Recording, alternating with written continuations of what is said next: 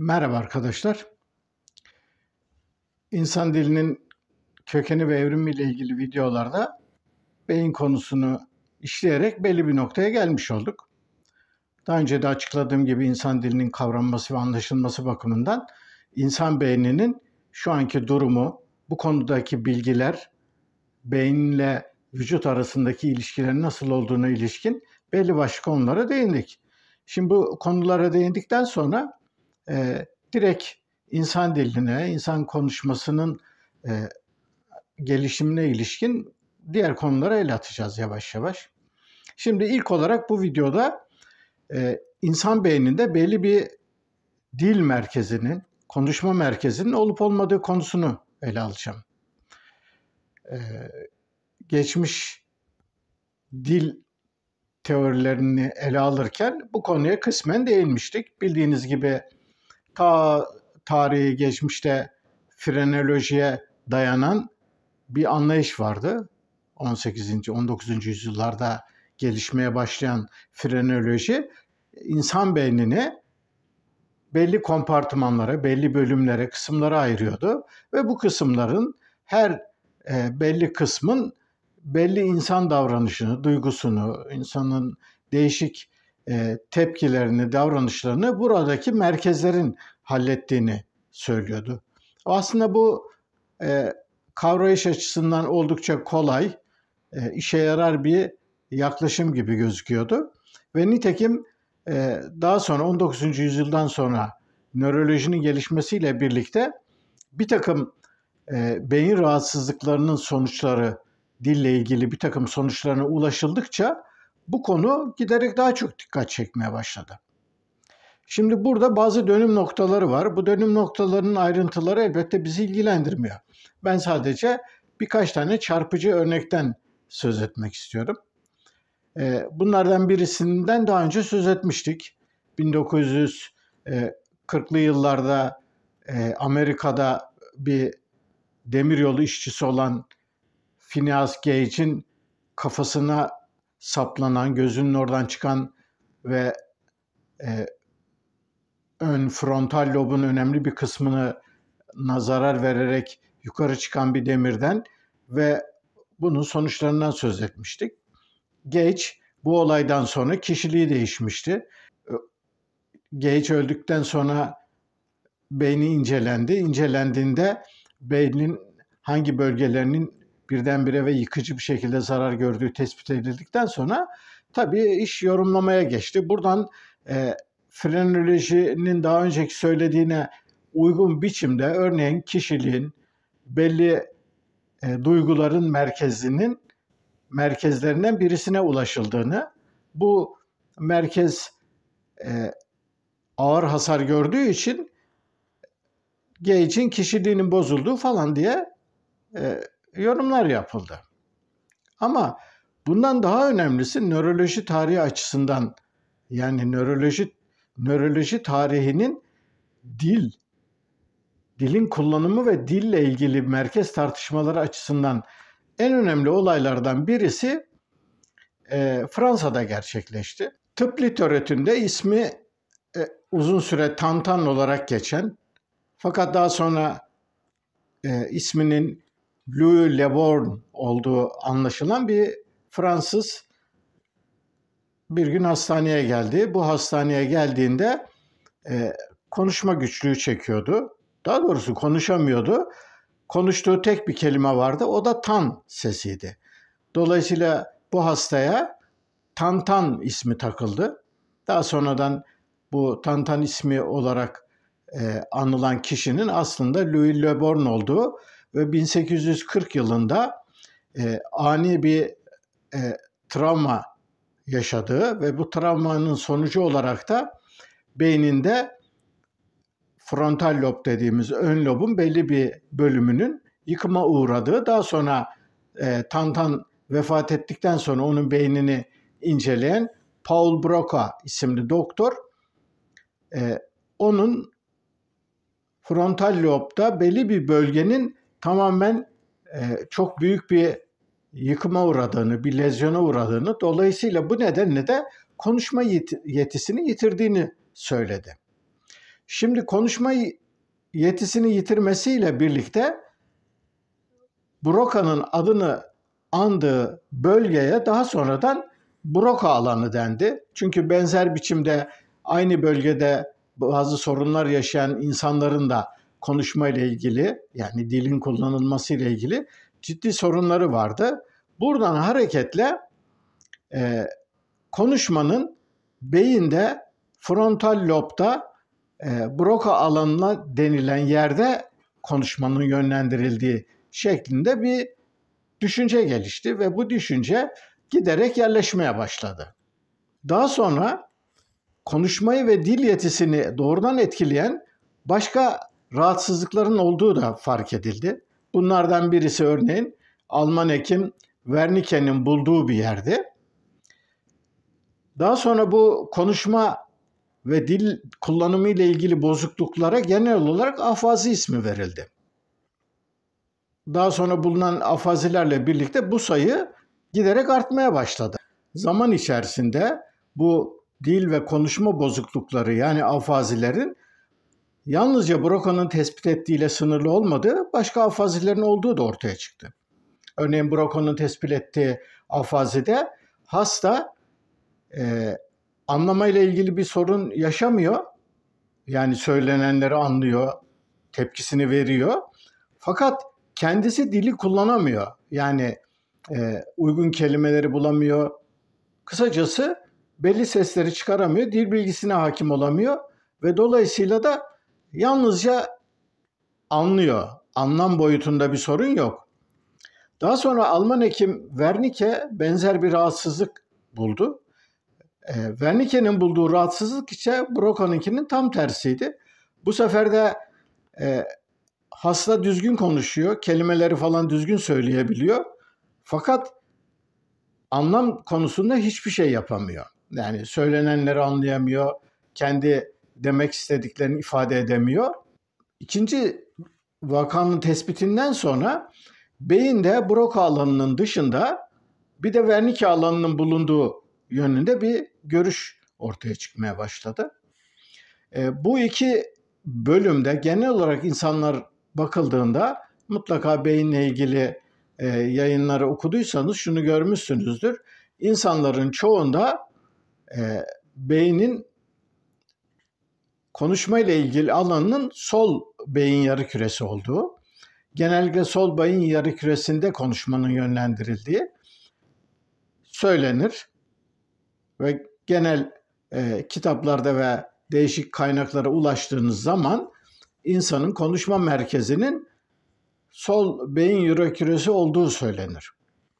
Şimdi bu afaziler Wernicke ve Broca afazilerinin dışında başka yaklaşık 5-6 tane daha afazi olduğu daha sonra ortaya çıktı. Afazi dediğimiz rahatsızlıklar aniden gelişen bir travma, yani bir şiddetli bir kaza, çarpma ya da bir inme ya da herhangi bir nedenle beynin belli bölgeleri zarar gördüğünde buna bağlı olarak dilin kullanımında ve konuşma bozukluklarına yol açan rahatsızlıklara genel olarak afazi deniliyor. Şimdi bu afazilerin sayısı benim bildiğim kadarıyla yani 5-6 hatta daha fazla. Yani bunlarda örneğin işte Broca afazisi, Wernicke afazisi, anomali afazisi, global afazi, böyle bir sürü gidiyor. Yani global afazide örneğin hasta hem anlamıyor hem de düzgün konuşamıyor. Örneğin iletim afazisinde hasta belli kelimeleri söylemeye çalışıyor. Örneğin diyelim çiçek diyecek. Çiçek diyemiyor ama çeçik diyor. Çeçik dedikten sonra çiçek demek için epey bir uğraşması gerekiyor. Ya da anomik afazide hasta aslında düzgün konuşuyor, anlıyor. Fakat konuşurken derdini anlatmak için gerek duyduğu kelimeleri bir türlü hatırlayamıyor. Yani ne söyleyeceğini biliyor, dilinin ucuna geliyor fakat yapamıyor. Neyse, bu konunun ayrıntıları bizi ilgilendirmiyor. Bizim burada ele almamız gereken bu afazi rahatsızlıklarından yola çıkarak insan beyninde özellikle sol yarıkürede dille ilgili belli bir merkezin olduğu 10 yıllarca tartışmasız kabul edildi. Fakat daha sonra başka bir takım vaka örnekleri gelmeye başladıktan sonra, konuyla ilgili bir takım çalışmalar yapıldıktan sonra aslında bunun doğru olmadığı, yani beyinde özelleşmiş, kesin olarak sol yarımkürede bir dil merkezinin olmadığı ortaya çıktı. Peki bu merkezin olmadığı nasıl ortaya çıktı? Ya da bundan nasıl emin olabiliyoruz? Bununla ilgili ilk ipuçları Broca alanı ve Wernicke alanı ile ilgili başka vaka örneklerinin yaşanmasıyla gündeme geldi. Yani yaklaşık 1800'lerin ortasından düşünün, 150 yılı aşkın bir süre boyunca insan beyninde konuşmaya ilişkin belli merkezlerin olduğu önermesi kayıtsız şartsız kabul edildi. Fakat vaka örnekleri biriktikçe, yani tam Broca'nın tespit ettiği ya da Wernicke'nin tespit ettiği ya da onlara yakın diğer afazi türlerinde tespit edilen hasarlara rağmen bir takım hastaların hiç de aynı belirtileri göstermedikleri görüldü. Yani somut bir örnek olarak, örneğin Tantan vakasının hemen hemen aynısı 2009 yılında tıp literatüründe bir vaka örneği olarak geçiyor. Hemen hemen aynı bölge, aynı ölçüde ciddi zarar görmesine rağmen hasta konuşma yeteneğini hiçbir şekilde yitirmemiş. Tabii şimdi bu ilk bakışta garip gibi karşılanıyor. Daha sonra yapılan çalışmalar bunun nedenini şöyle açıklıyorlar. Yani Tantan'ın, yani Louis Laberne'un aniden bir travmaya bağlı olarak beyninde bir tümörün ortaya çıkması ve o bölgenin yıkımı sonucu konuşma yetisini yitirdi. Fakat ikinci hasta daha genç bir hasta. Onda da tümör oluyor. Fakat bu tümör yavaş yavaş büyümeye başlıyor. Yavaş yavaş büyüdüğü ve geliştiği için hastanın konuşma ve dili kullanma yeteneği aslında büyük zarar görmüyor. Peki bu nasıl oluyor? İşte bunun nasıl olduğunun sırrı, yani 3-4 video önce anlatmaya çalıştığım beyin plastisitesiyle ilgili bir olay. Yani insan beyni son derece esnek bir yapıdadır. Dolayısıyla belli bir bölgede hasar ve yıkım olduğunda o bölgedeki nöronların yaptığı işler çevredeki diğer duyu organlarına ya da diğer duyu işlevlerine ayrılmış bölgelerin yavaş yavaş zarar gören bölgenin görevlerini üstlenmesiyle bir değiş tokuş oluyor. Yani beynin plastisite özelliğinin anlamı bu. Yani ne oluyor? Demek ki Leborn aniden çok hızlı bir şekilde gelişen bir tümörle beyninin konuşmayla ilgili belli bölgesi yıkıma uğradığı için ve yaşı da oldukça geçkin olduğu için beyin o bölgedeki nöronların yaptığı işlevleri başka bölgelere yayacak zamanı bulamıyor.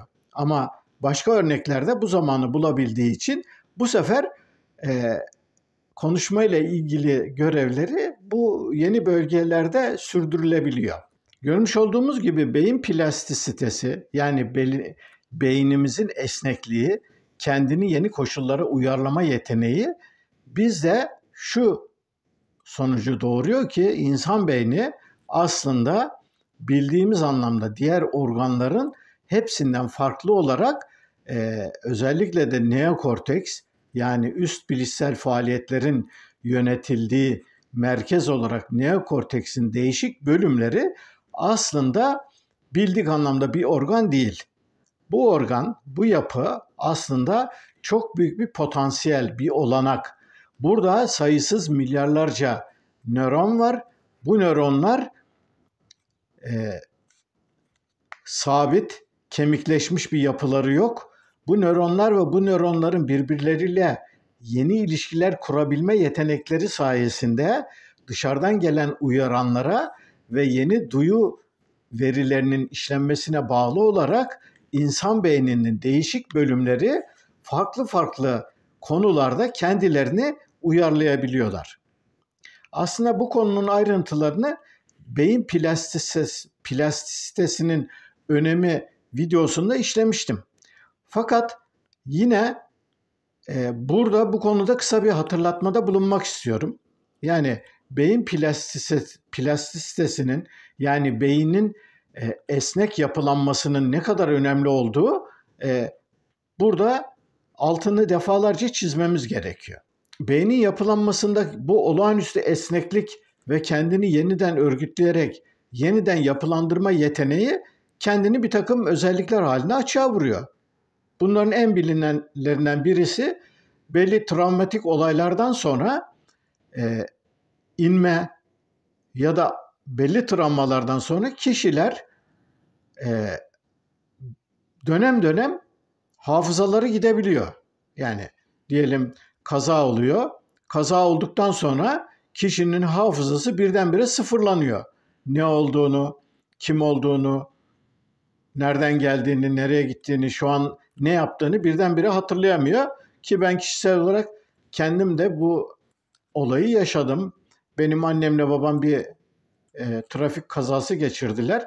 Trafik kazasından sonra annem beyninden, kafasından büyük bir darbe almıştı.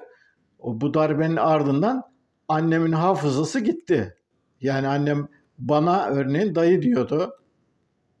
Beni dayısı zannediyordu. Babamı kardeşlerinden birisinin yerine koymuştu. Kısacası annemin bilinci 5-6 yaşında çocuk düzeyine gerilemişti. Yani sadece bildiği, tanıdığı kişiler 5-6 yaşındaki aile fertleriyle sınırlıydı. Yani benim görmediğim, etmediğim dayılarından söz ediyordu. İşte kardeşlerinden, şunlardan, bunlardan. Yaklaşık biz tabii biraz paniklemiştik. Doktorlar yani büyük ihtimalle 1-1,5 sene içerisinde zihni, hafızası yerine gelir dediler. Ve gerçekten doktorların dediği gibi oldu. Annem yaklaşık 1,5 sene sonra günümüze geldi. Yani normal hafızasına döndü. Fakat kazadan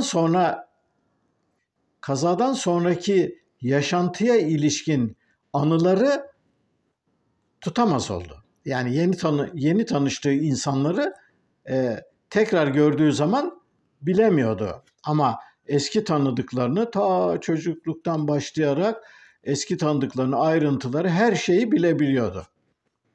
Ve aynı zamanda annem yürüme, tabii yoğun bakımda falan uzun süre kaldığı için yürüme sorunları da yaşadı. Yani bir dönem yürümeyi de unuttu. Daha sonra işte bu yürüteçler vardır biliyorsunuz, hastaların kullandığı, böyle şeyli yaparak yürürler. O yürüteçle biz anneme yeniden yürümeyi öğrettik ve ileride baston kullanarak da olsa yürümeye devam etti. Beynin esnek yapılanması ve kendini yeniden örgütlemesi bu tip olaylarda çok somut biçimde kendini ortaya koyuyor. Yani hasta belli yeteneklerini kaybediyor.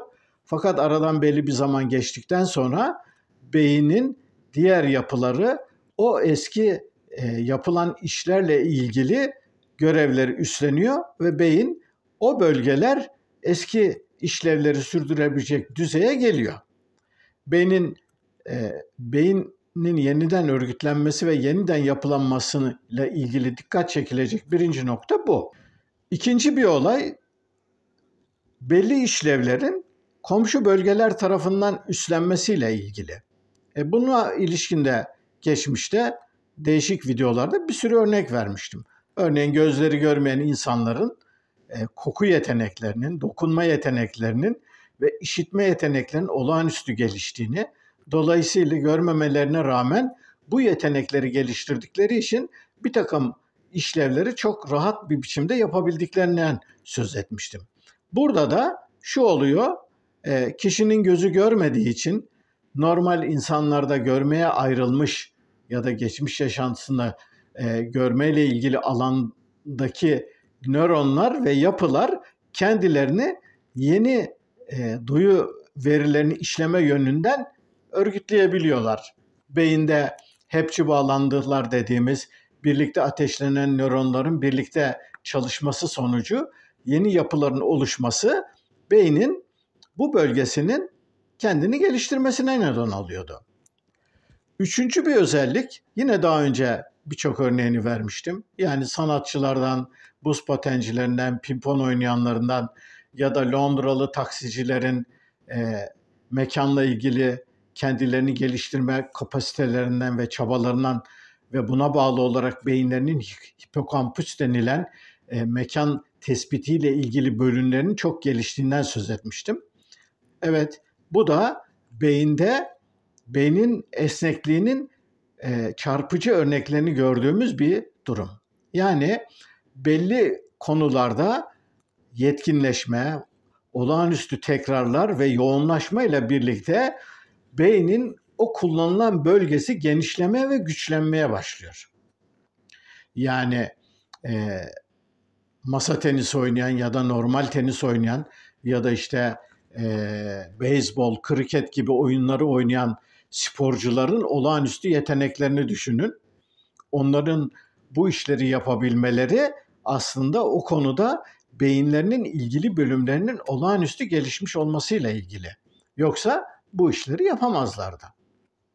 Beynin yeniden örgütlenme ve yapılanmasına ilişkin değinilebilecek konulardan birisi biliyorsunuz hafıza teknikleriyle ilgili. Yani bazı insanların bu konuda özel becerileri olabilir. Fakat belli süreçlerden, belli eğitimden geçen herkes hafızasını geliştirebilme, hafıza konusunda bir takım şeyleri daha iyi yapabilme konusunda da beynini geliştirebilir. Bu da beynin kendini yeniden örgütleme ve yapılandırma özelliği ile ilgili ilginç noktalardan birisi. Beynin kendini yeniden örgütlenme ve yapılanmasına ilişkin bu hatırlatmaları yaptıktan sonra insan beyninde belli bir konuşma merkezinin olup olmadığı konusuna devam edelim. Günümüzde insan beyninde bir konuşma merkezinin olmadığına ilişkin en çarpıcı kanıtlardan ve bulgulardan birisi de tıp literatüründe Sturge-Weber sendromu olarak geçen bir genetik hastalıkla ilgili. Bu aslında çok yıkıcı, doğuştan belli gen bozukluklarıyla ortaya çıkan sonuçları çok acı ve yıkıcı sonuçları olan bir hastalık. Yani bu hastalıkla doğan çocuklar örneğin bunların yüzlerinde böyle belli damarlar beliriyor, yüzleri şişiyor. Ondan sonra zihinsel gelişimleri tam sağlanamıyor. Zihinsel gerilik ve bir takım bilişsel faaliyetlerde geri kalma durumu söz konusu olabiliyor. Bu çocuklar sık sık SARA nöbetleri yani epilepsi nöbetleri geçiriyorlar. Vücutlarında birçok örnekte inmeler oluyor.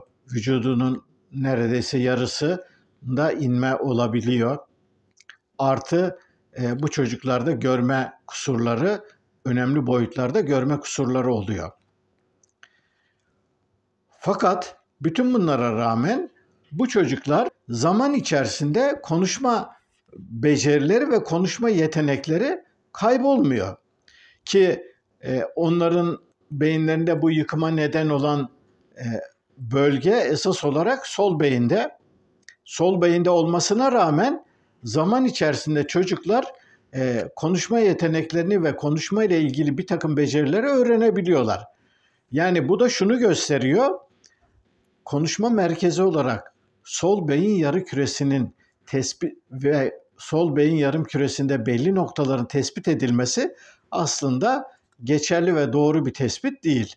Çünkü beynin kendini örgütleme ve yeniden yapılanma yeteneğinin bir sonucu olarak bu bölgelerin işlevlerini sağ beyin yarımküresi de üstlenebiliyor. Peki bunu nereden biliyoruz?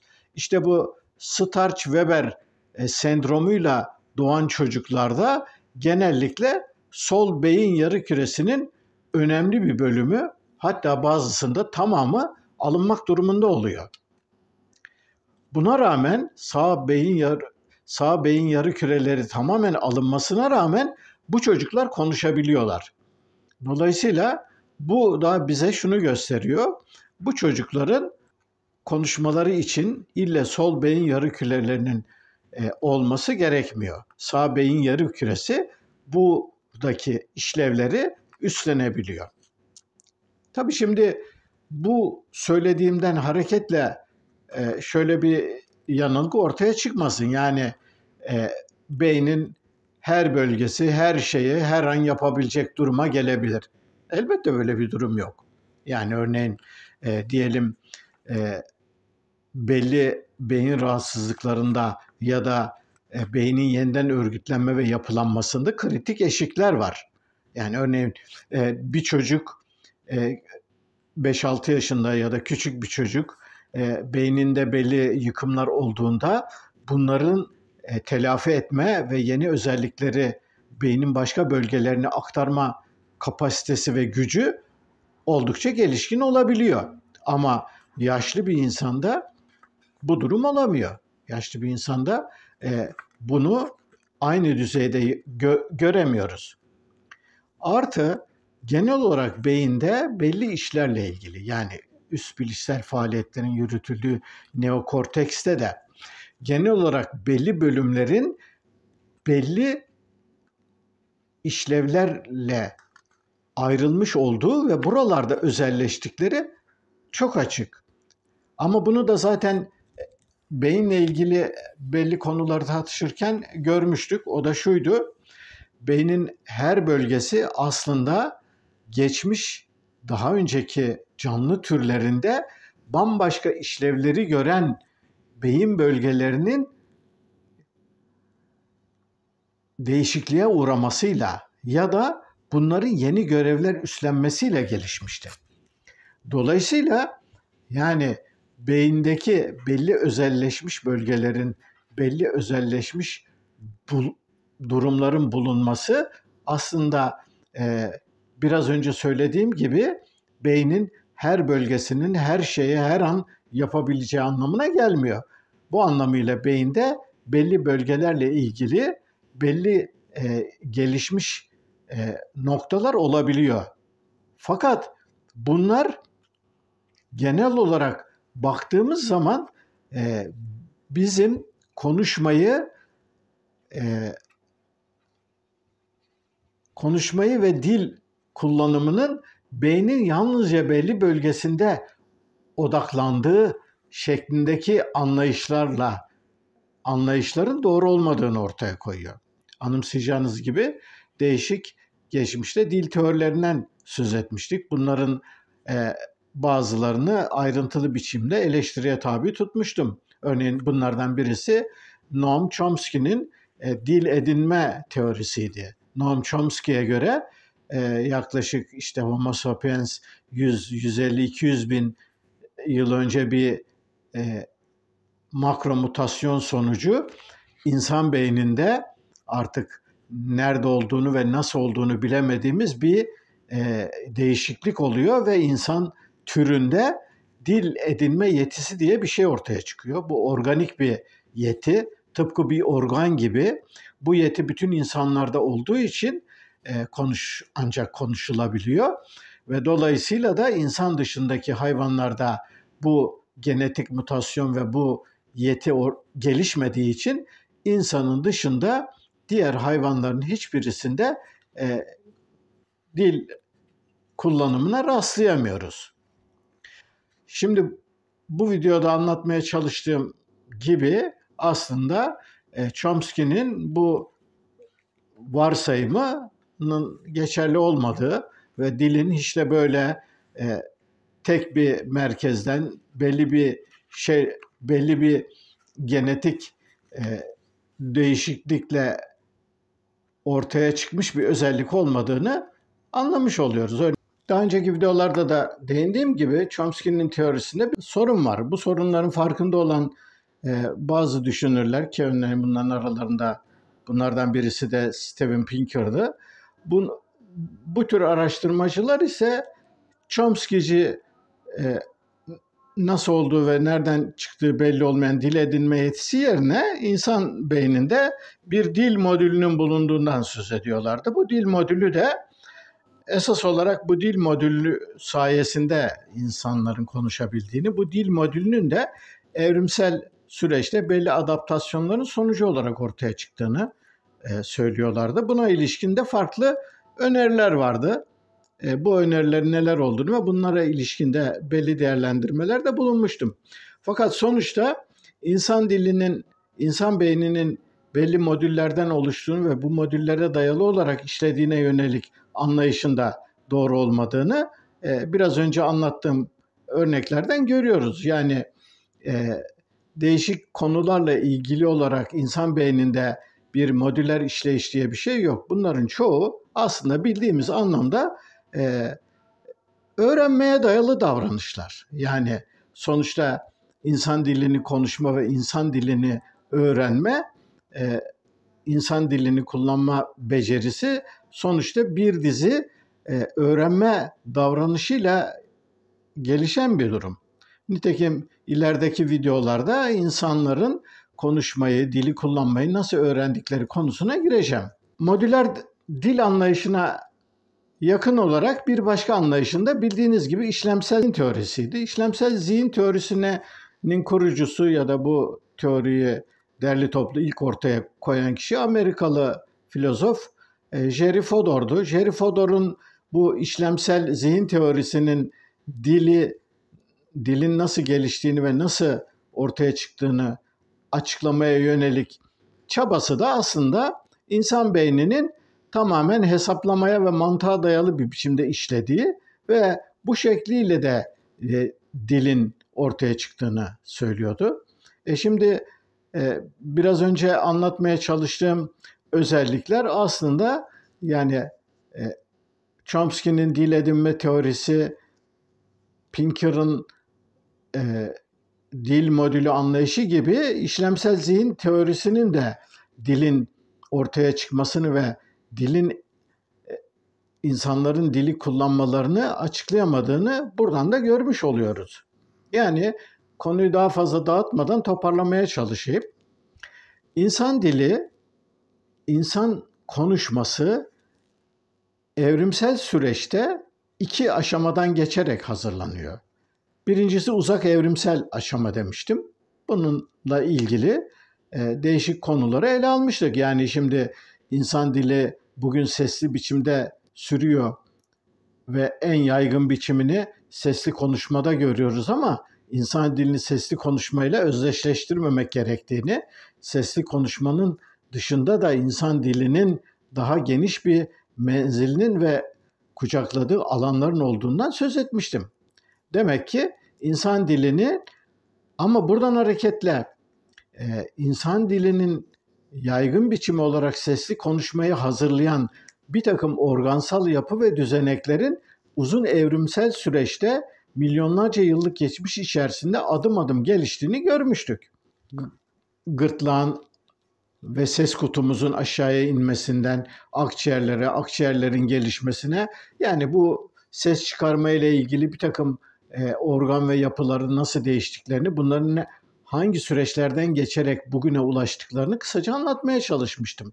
Ama insan dilini sadece bu ses olaylarının gelişmesiyle ilgili insan vücudundaki organ yapı ve düzeneklerin değişmeleri konusuna bağlamak doğru değil.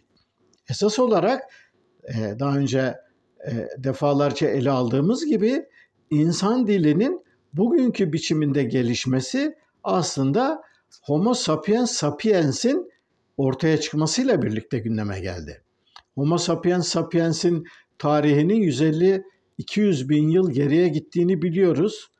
Homo sapiens sapiens'ten önceki bütün insan türlerinin sayıları 21'i, 22'yi bulan insan türlerinin varlıklarını sürdürememeleri ve yok olmalarına karşın Homo sapiens sapiens'in varlığını sürdürmesi ve bugün gezegenin en başat aktörlerinden biri haline gelmesinin temelinde insanın dili bugünkü biçimiyle geliştirmesinin olduğunu söylemiştim.